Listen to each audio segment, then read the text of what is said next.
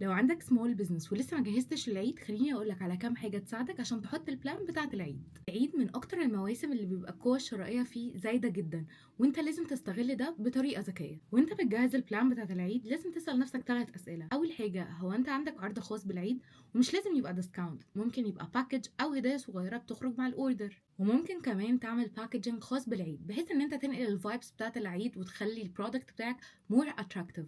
تاني سؤال هتسأله لنفسك، هل السوشيال ميديا بلاتفورمز بتاعتك بتنقل الفايبس بتاعت العيد ولا لسه ما عملتش ده؟ وده بقى ممكن نعمله عن طريق حاجتين، ان انت تعمل فوتوشوت للبرودكت بتاعك في سيت اب ليه علاقه بالعيد، او ان انت تنزل ديزاينز الثيم بتاعها يبقى ليه علاقه بالعيد فتنقل الفايبس بتاعت العيد على البلاتفورم. تالت سؤال بقى، هو ان العميل عشان يدخل يشتري بيوصل لده بسهولة ولا بيلاقي مشاكل كتيرة بتواجهه؟ لازم العميل يلاقي طريقة شراء سهلة ورد سريع كمان، علشان هو ممكن دلوقتي يبقى عايز وبعدين ما يبقاش مهتم. وافتكر دايما ان اللي بيكسب في السيزونز هو مش احسن بزنس او احسن برودكت، هو اللي بيستعد بدري وبيبقى عنده بلان واضحة.